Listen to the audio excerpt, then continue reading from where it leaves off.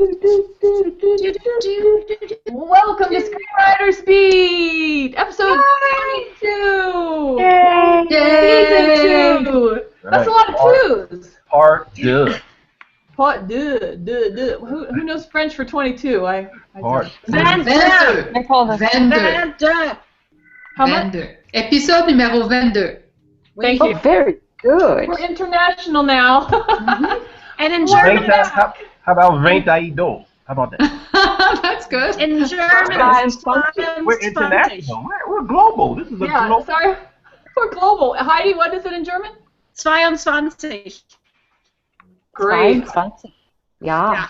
I'm impressed. You guys could probably actually speak a foreign language, but that's another show. Welcome to Screenwriters Beat, and today's episode is about script pitching time, which we'll get into that in a minute. First, I'd like you to meet our incredible panel of very talented working screenwriters.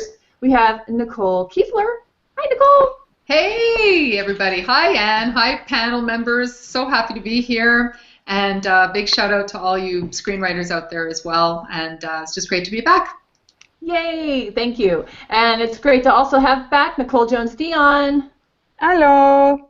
Hello, everybody. Good to be here. Happy to see everyone. I'll try to stay awake. Try to stay awake. She's straight from filming, right? I'm going to take another nap here in the corner. Also, help me welcome Margaret Risley. Good to see you again. Hi everybody from down under where it's hot and sweaty and yeah, much warmer than where you are. Good fun. Maybe, yeah. And you're on the beach. So we do have some people on the beach, luckily. Heidi Mastrogiovanni, have you been to the beach lately? Yes, I was just there last weekend, as a matter of fact, on Venice Beach, which was quite delightful and warm, very pleasant.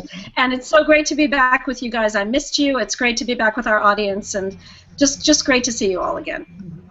Super, I agree. And I've missed your faces, especially Eric Ingram, who makes me laugh. How are you? Sorry. Okay. Go with the moment. Go with the moment. No, hey, it's so happy to be back with you guys. These great panelists, all my writing warriors out there in the universe. Welcome back. Let's go. Let's seize 2015. Let's go. Let's go. Yay! I agree. Seize the script. That's it. Carpe script. Scarpe the script. Well, you can see we're fired up to go. I'm Ann Kimbrough, your host, and I'm really thrilled that we're back again. And today we're talking about how it's kind of like the freshness limit of your script. There's certain levels, like how long can you pitch a script, which is kind of leads into you should have multiple scripts so you can pitch them. But one of the things that you'll hear when you get into pitching is who you've pitched it to. So if you pitch it to a manager, a production company, if they have to in turn go and pitch it to somebody else for funding, they kind of want to know that you haven't pitched it out all over town, right? How have you found this, Heidi? Yes. I think a lot of times we hear from our mentor Hal, do your homework. And don't pitch it willy-nilly, which is one of my favorite phrases of all time. Just do your research and pitch it to the people for whom it's their genre, it's their budget range, all that stuff. So be careful with that, and yeah, be selective, and maybe go to managers and agents first. Maybe. Now, but Heidi, sorry, Margie. How about you? Have you? I mean. You've got to pitch because you're overseas. You're in Australia. Do you have a problem of pitching stuff there and then having to pitch it here? Well, funnily enough, it's easier to pitch in the States than it is here because, like on IMDb, for some reason, a lot of Australian producers won't put up their contact details. So to cold call anybody, it's much easier to call the States than here. And we don't tend to have pitching events like arranged in the States, and I've been to LA a few times for producer manager events and pitching events, and it is so much easier over there. Here it's very difficult. In fact, I was just talking to a producer about that the other day, and she was saying that in Australia most people don't have a manager or an agent until they're actually produced. So it's a different it's a difficult world in Australia. Of course, the market's a lot smaller to begin with. But one tip is definitely keep a database or a spreadsheet of who you, if you're going to pitch to a lot of people, keep a record of who you've pitched to, and then you know not to go back to them, and you know if somebody does pick up your project, well, there's no point taking it to them. They've already seen it, and you know you get an idea. If you're pitching and pitching and pitching and you're not getting anywhere with that script, well, there's a problem with the script. You need to get onto something else. Or the concept, right? Yes, yes. Yeah. Nicole Kiefler, you're in Canada. I hear a lot about how great it is to be a Canadian writer. You do have a lot more opportunities because of the funding your government gives. We sense, but you have to qualify for the funding, right? And the funding is limited. So yes, there are opportunities there, but you still have to work within certain parameters, you know. I think also, you know, I'm just thinking in terms of if you're going to go to a pitch fest or something like that, there's sort of, you know, an understanding amongst the producers there that you're going to be pitching to all kinds of people. But I think that's a little bit different than if you're meeting a producer one-on-one and you're, you know, establishing a rapport with them. You need to let them know if you've pitched elsewhere and who's seen it. And I mean, I think that's just the honest way to go. Yeah, definitely be honest, right, Eric? Don't lie that you pitched it all over town. Yes, like I said, I know. And make sure you guys watch season 1, because a lot of these tidbits of information that my great panelists have dropped comes back into pitching also, which is integrity. Granted, like I said, for every story you hear how somebody tricked the producer, left the script on the seat in the car, like every these weird stories. Trust me when I tell you, there's 100 people that got canceled out just because they did something like that. So integrity is very important. The idea that I don't put a limit on anything. So to say like you have blasted your script around town, well, truthfully, there's no way you could do that because there's like thousands of producers around town, right? So maybe you did 100, right? And that seems like a lot.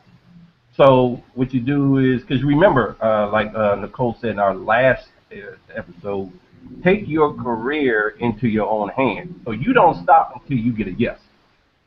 So the idea of saying, oh, I pitched it to 100 producers and they didn't like it, so that's it. Like, no, then you need to go to 101. And maybe you have to rewrite the query and rewrite the log line. You know what I mean? Change the title. I mean, there's things you could do. So I don't have the limit of enough. Until someone says yes, then I'm not stopping. Okay, that's cool. Heidi, similar experience? Yeah, I think you have your body of work and you keep adding to it, and maybe you take a break from pitching one script and start pitching another as your intro, because you really are looking at the long term and you're looking at your whole body of work. But yeah, I think you just. It's Margie. What was it? The last episode. I think you were channeling Winston Churchill. You know, when do you give up? Never. Yeah. Never give up. Never give in. I can't. Yeah. You know. Never surrender. That was never surrender. What did Matthew McConaughey say about the what's that one that just went off the last? Buy a Lincoln. Or the Dallas Buyers Club. Dallas Buyers Club. How many knows? That's what I'm saying. Like it's just.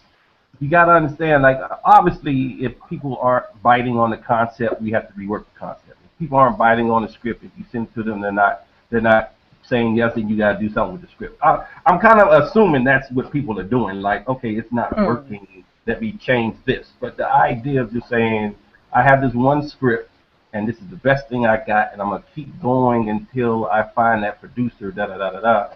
I'm not saying no to that. I'm just saying it's going to be a lot of work because usually, and all of us will attest to that, even if they like that one script, they're usually going to ask you, what else do you have?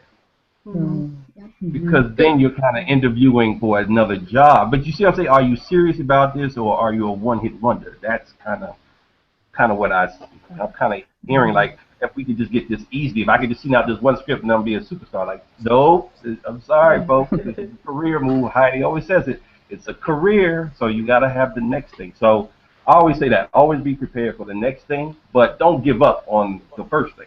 Don't give up. Well said. Yeah. Mm-hmm. Definitely. Nicole Jones Dion, I know that you've gone to a level with some producers and studios that you pitch ideas. How? Yeah, that hasn't actually panned out into anything yet. But yeah, no, I have been invited to come in.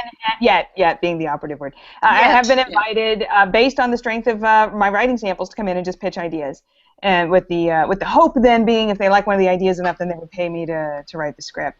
So that's still an ongoing process. But one of the things I wanted to kind of add what everyone else has said is like no script is ever truly dead. You know, even if you're unable to sell it, it can still be a fantastic writing sample. I mean, some of the samples I still use are, 5-6 years old, and but they're awesome scripts, and I've gotten gigs as a result of them. And those scripts are still available for sale if anybody actually wants to buy it. But they've opened all kinds of doors for me and gotten me lots of opportunities. So never give up on a script because it's always there for you. Once you've created it, it's yours forever. It's always there. Yeah. So put it to work for you. I'm reminded of American Beauty, which is one of my favorite movies, one of my favorite scripts. I think the process of getting that to the screen took about 10 years. Mm-hmm. Now, obviously, everybody was working on other stuff during that time period, but that's 10 years, and look what happened. Look at this beautiful, wonderful movie. Mm-hmm. Yeah. Well, that's true that some scripts come at better times, right? If you had yeah. Well, 310 Yuma was a remake, but back then that was big, so they wanted more westerns, right? Sure. Yeah. Well, yeah, and the other thing. Oh, sorry. Go, Nicole. No. Oh, I was just gonna say, like in my horror genre, things are so cyclical. It's like you could have a vampire script now, and then, oh, wait, no, vampires are blasé. We're looking at zombies, and then you could have your zombie script, and oh, by the time you get that done, well, the zombie fad is past, and now we're on to slashers. But you wait 5 years, and vampires are going to come right back around. Yep. So don't ever throw it out. So, Nicole, if you had pitched your vampire script back when Twilight was hot, do you feel like you could pitch it again in 5 years when it comes back around? Sure. I mean, I don't have a vampire script per se, but I do have a zombie script, and that's exactly what happened. I wrote it the last time zombies were hot, and then they kind of died out, and I was told, don't use the Z word, it's verboten. And then I'm like, they're undead creatures of the night, they're not zombies. And then when zombies got hot again, I'm like, look, I have the zombie script. So, yeah, it's just pay attention to trends, look at stuff that's cyclical, everything old is new again. All good. Nicole, I was just gonna add that I remember reading about the guy who wrote American Beauty, and that American Beauty was like, I think, number 5 on his list of things to talk about with his agent. That he was just, he had like a rom-com that he pitched, he had some kind of other drama, and then he was like, oh well, I've got this thing, and that was the thing that ended up getting made, and that really launched his career. So you never know. So it's great to have a body of work. I think that's really important. Don't recycle those scripts in the trash, right? I got to pitch Universal a while ago, and when I got in there, the whole pitch, did the story, he liked it. The development person liked it, and then there's this kind of, I don't know, it's a weird moment. This kind of can only happen for people who keep pitching. It's just kind of like, I like it, but I'm not really sure if I could take it like to the next level. Mm-hmm. Like, I like it, and then she wasn't, sometimes they could be very like hurt and just kind of like, I don't want to hurt your feelings, but so I'll just say I like it. But there's that thing. But she genuinely liked it, and she said, can you get to can I get it to the next level, my boss? But then she asked me this weird question that it pertains to what we're talking about. She said, if you had another one to pitch, but it has to be just like this one. So it's not like a drama and a comedy. You know what I mean? It was like, do you have another comedy? It was a family movie. So do you have another family movie like this? Then at least if this doesn't work, we could try to get you on the list for rewrites. You know what I mean? It was and it just kind of came out the blue, and we had in the house class, we hadn't really got to the way he's hitting rewriting hard now, like it's paid assignments. Like we hadn't really done that yet. So it was kind of like, what do I say? Of course, I got another family one, right? Which I didn't. And then, right, and here's where they get you. Send it to me when you get home. Yeah. Don't put yourself in that position. No, that's why, be honest and integrity, but it's also being able to know that this is a business. So it's even if that one script is great, they're still going to ask you for another one. Yeah. Because they can't take to, if you go to their bosses, they can't say, well, this guy has one great script.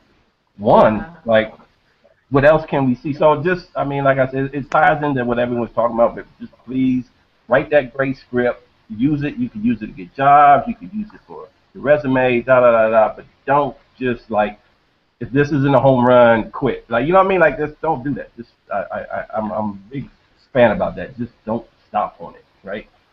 Simon Kinberg for Mr. and Miss Smith. He changed, that wasn't the original title for that. He changed that like 3 or 4 times.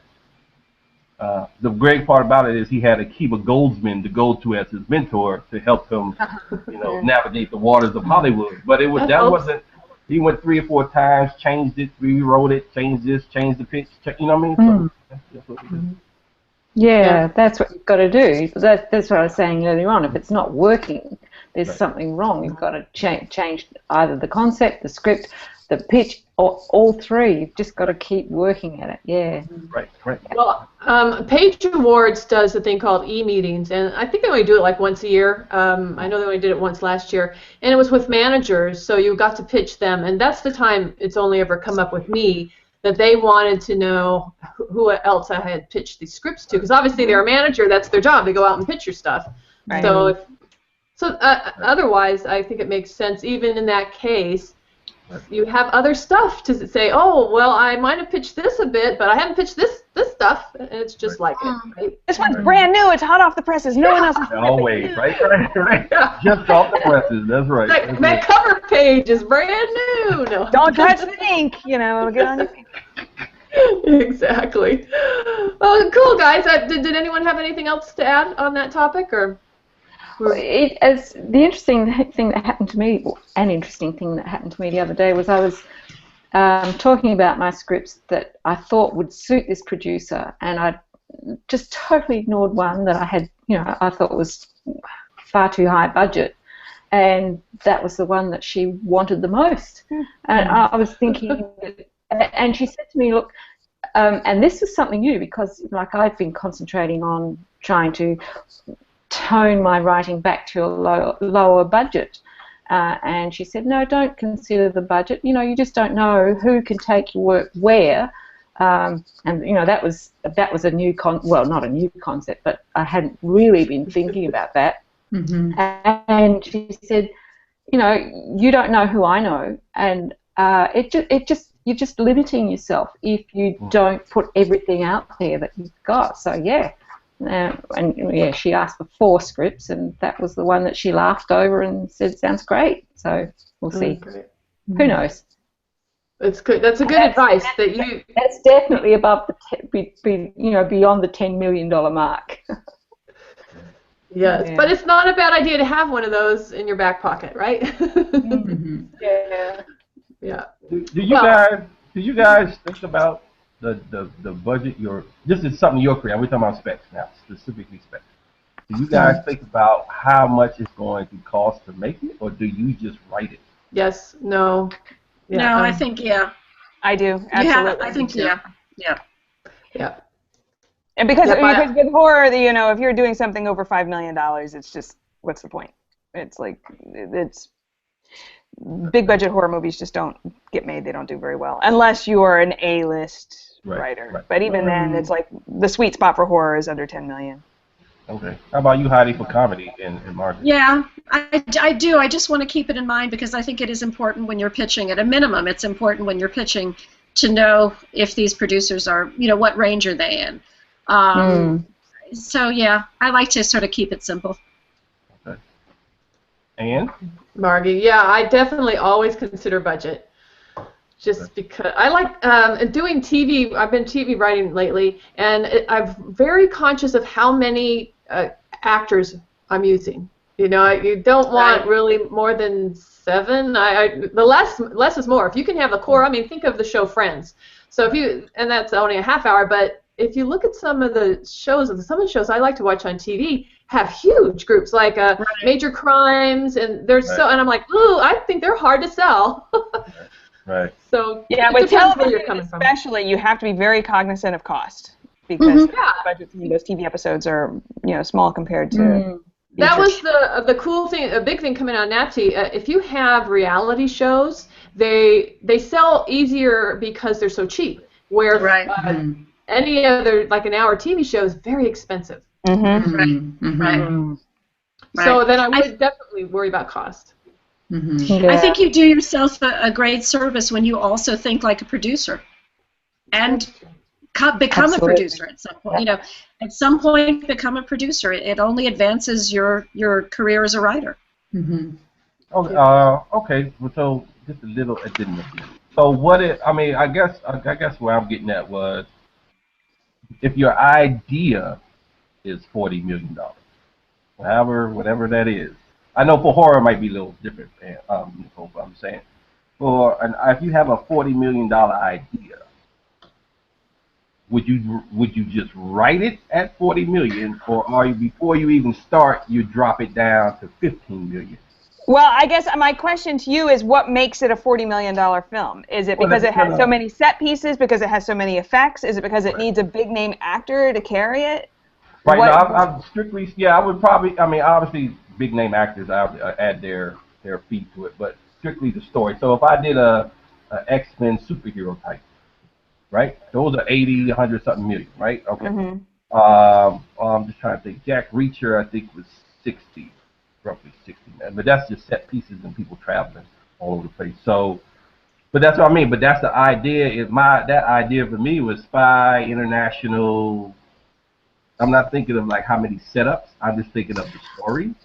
I think in that case, obviously when you're going for a bigger budget, and this is only my opinion, I think if you're going for a thing like that, it's a studio pick. So of course you want the best, and you want the most innovative. You want to, you really want to wow the audience. So of course you're going to write to the budget. Know that the budget is big, so go for it. That's what I think. Anyway. Yeah, I guess my one caveat would be write the story you want to write. Just realize that it might only ever be a writing sample, but it could be the best writing sample on the planet. Because once you start looking at those, like all those examples you just mentioned, were all based on very popular underlying properties.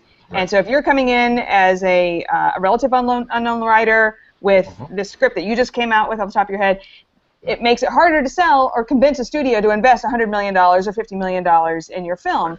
But you could have this really kick-ass writing sample, and then the other thing you could do, depending on what inflates that budget, if it's just set pieces, you could blow up the set pieces and make it a $100 million film, or shrink them down and make it a $10 or $20 million film. And there's things you can always pull back. But write the story you want to write, but just realize that it might only just be a writing sample. But there's nothing wrong with that. And it's not your only script, so that's fine. That's true. So it becomes part of the body. Yeah, I think I agree with that. I think you should write your story the way you want to write it, and then you let people know that you're adaptable. And if you need to take out the special effects, and you need to take out the interior or exterior night shots and whatever in the crowd scenes, you rewrite it in that way so that you bring the budget down. Yeah, replace the Sistine Chapel with my garage, and there you go. For sure. With all the blood over. Yeah, you ignore the blood on the walls, and it's. For those that didn't see a prior episode, the blood was for filming, not real blood. No. I just like to hear that, because a lot of times people just, when I hear different things about writers, it's just like right to the budget. Like, no, write the story first. The budget comes later for me. I don't even think. I know that if the idea is big, I just go for it. Like just go. But again, you're talking. Always pull back. You're talking spec work. Clearly, if you're writing for assignment, then it's different. Hey guys, I know a couple of you might have to cut out. If you do, please don't worry. I know we had some deadlines tonight. you want to say goodbye? Anyone has to leave? It's almost. I'm going to say goodbye. Can I show my show and tell really quick? Yes. Show us. We're moving on. Show and tell, a great writing tool. I don't know if you can see it. This is the best book in the world for your soul as a writer. It's called Writing from the Inside Out by Dennis Palumbo. Keep it on your desk. Highlight it. It's just wonderful. I can't say enough good things. This is by the screenwriter, now therapist, who wrote My Favorite Year, which is one of the best comedies of all time. And I'm going to run. I love you guys. I can't wait to see you. Heidi. Bye, Heidi. Love you guys. See you soon. Great to see you. See you soon. Nicole Kiefler, did you have to go too? I have to go in a couple of minutes. So my show and tell actually is my iPhone. And what I've been doing with this lovely thing is over the holidays I saw a couple of movies. I shan't name them, but I was really bored while I was watching some of them. And so what I started to do was I allowed myself to just drift a little bit, and then I get movie ideas. So I take out my iPhone and I just kind of quietly, so I didn't have this whole light thing happening around me and bothering other people, but I would just kind of discreetly type stuff into my phone. Or if I'm watching a movie and something pops into my head about my own screenplay, I just take it out and I write. I don't find I come up with ideas necessarily if I'm just driving or anything, because I'm probably too focused on driving. But in movies, especially movies that aren't awesome and grabbing my attention, I find that that's been a really good tool for me. Very cool. Good. Yeah. I like that. Can I show mine before I go quickly? Yes. Okay. I've got these. I'll try to pick them up and show you. They're called can you see? No, higher. Okay. There you go. Going everywhere. Okay. Writing blocks. And you get them from, I got them writing blocks? The writingblocks.com is the website.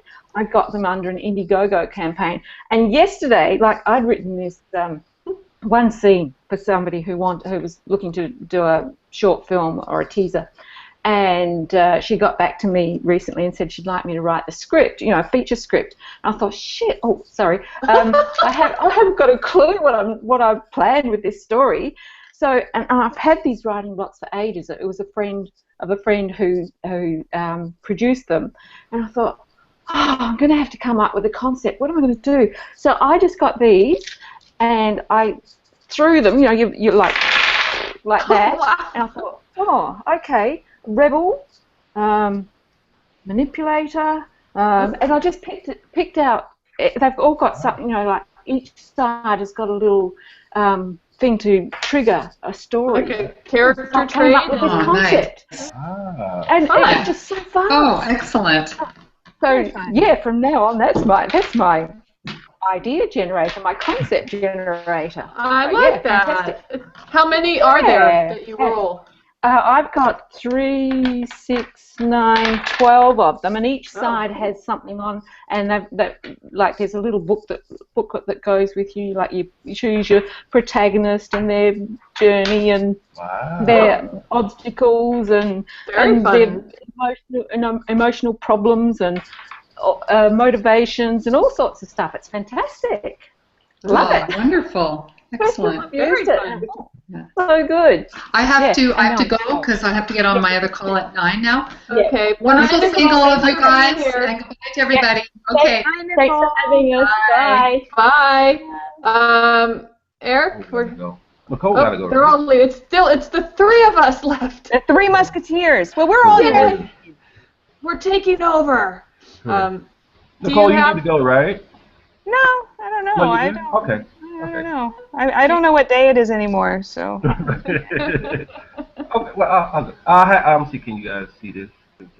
It's timer. Yeah. Oh.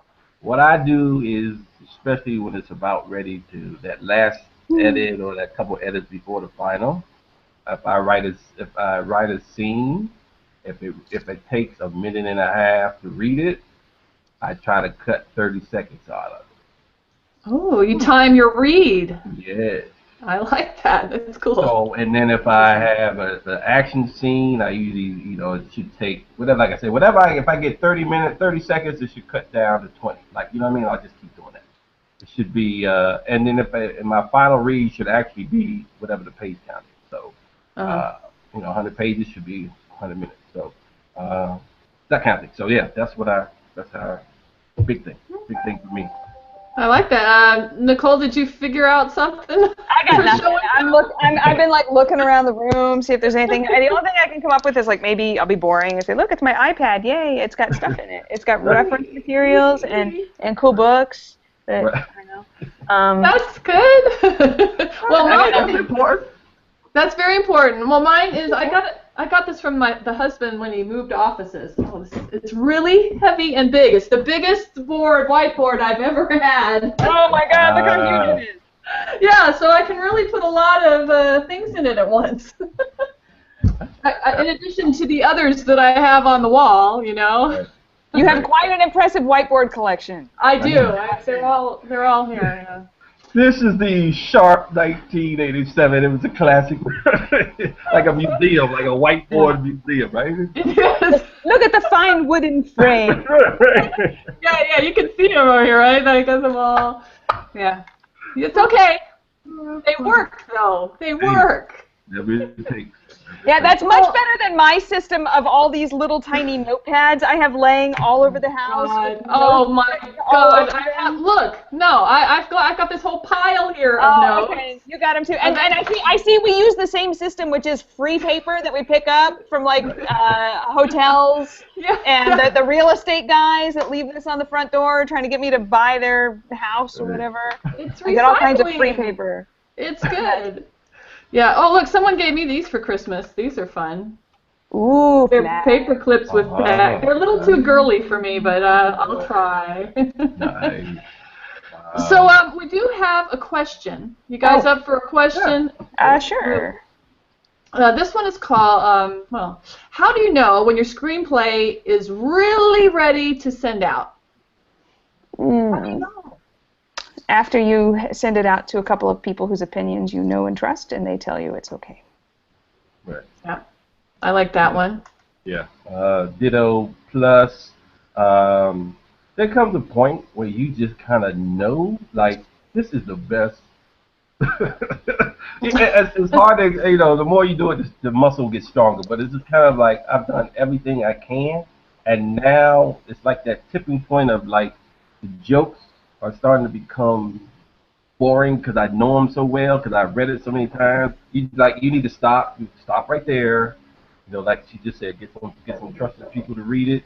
Obviously, when you keep getting, send the script request, that's the first thing.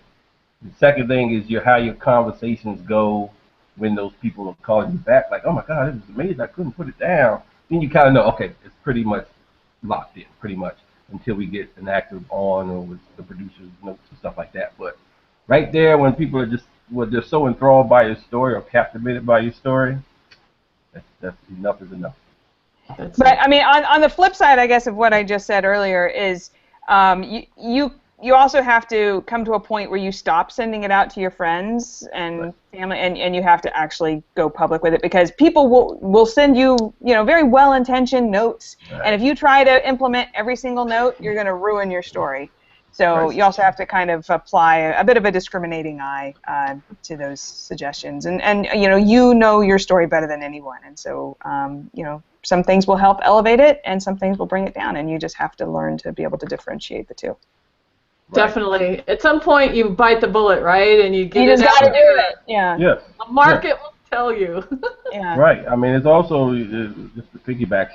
When people send it out to too many of their friends, and you start getting too many ideas, I noticed that for me now, it is when all of a sudden now when I read it, like it's not even the story I intended anymore. Oh no! Because I took so many people's ideas and this sounded great, and all of a sudden, like I don't have that happy to read it feeling anymore. Then I knew, like, wait a minute, I just went way off course. Yeah. I gotta go back to the original and be like, when I sat out to write the script, what did I want to write? Yeah. And that's where having that really strong log line is a really good way to keep you focused on what the intent of the story is. Having the bare bones outline. And just stay true to that. Because I remember one time I had sent a script out for some feedback, and and one of the notes came back where they wanted it to be a completely different genre, like a completely different genre. And I'm like, dude, Dude. Well, that's a good advice right there. Don't let someone outside of the genre read it, because they'll change it to their genre. You know, you could start out horror and someone turns it into more of a thriller, and then you would have that bad feeling, right, Eric? Yeah. Yeah, and ultimately, you know, like I said, it's your story. You got to be true to it. You got to protect it. I mean, the idea when you send it out for feedback is to make it better, not worse. And it's kind of, you just got to learn to be able to tell the difference. Yeah, and I would say if you're consistently working on something, if you've worked on it for 6 months to a year, you should probably send it out to something to get some kind of feedback, a contest maybe with feedback. Right. You need to move on to a new script, right? Yeah. Right. I mean, that's the thing we should have. I mean, I kind of like the working on one, outlining another, you know, rewriting another. Like, I kind of like that because you kind of don't get locked in. Like, I usually have to write a serious movie and a comedy. Like, I kind of have to do them at the same time. For your mental health? Yeah, well, I mean, because if I do drama too long, it's just, drama is painstaking. But it's a good story, you know what I mean? But it's just like, oh my God, I can't. But in comedy, I just kind of got to go to the other end of the spectrum and just be stupid. And then when I come back, I can refocus on the drama. You know what I mean? I just need that. But that's just me. I figured that out. Like, writing a drama for 3 months, man, I might not make it. Yeah. It's funny because when I'm not working on assignment, I find I tend to write in like groups of 3. You know, like I'll want to explore an idea, and I'll write like, okay, I'll take the idea this direction, and I'm like, oh, that was kind of interesting. Now what happens if I take, and I'll write it's a completely different script, but it'll have some thematic similarity. It takes me about 3 scripts to get that out of my system, and then I'm like, okay, I'm done. I've done all the prison movies I want to do, or whatever. And then you move on to the next one. Right. I like that. I like that. Well, guys, I appreciate you hanging in here to the bitter end. We've done another great episode, and I'm so excited that we started off the season 2 with a bang with 2 great shows. So thank you so much, Nicole and Eric, for being here. Do you guys want to say what kind of stuff you're looking for work? Are you looking for work, Eric? Yeah. Always. Yeah. No. Yeah, no, absolutely working. I mean, this is what we do every day, all day. So that's my motto. So yes, absolutely comedy, like I said, action. Right now, I'm doing this, like I said, this drama that is, like I said, Selma-esque, and it's Selma-esque. Yes, it's fascinating, and this figure that I'm doing. So even when you think like this is what I do and this is all I do, and then someone kind of puts another idea on your plate, like, yeah, well, let me stretch out and go do that too. Like, you know what I mean? It's just kind of, that's the beauty of this thing. You can say your comedy. I know we got to do branding and all that, but the beauty of writing is usually you learn something from everything. You know what I mean? So keep like I said, keep up all the writing. You know, try to lock in your best skill set, obviously, but don't, you know, sometimes I know like a lot of famous writers, they usually, you never learn maybe till they'll die, like they die like they did, like, you know, their sci-fi writers may be famous, but then they had comedy shorts in their desk. You know what I mean? But you never know, because you like, well, I thought that's all you did. Like, no, like I write. Like, that's what I do. The public wanted me to do sci-fi, but for myself, I needed to do some other things. So just write. I just love writing, period. Just write.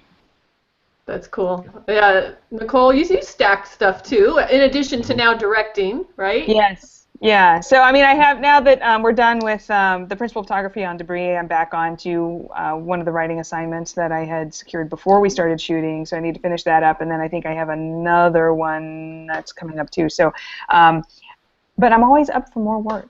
Anybody wants to throw some horror story at me, I'm down.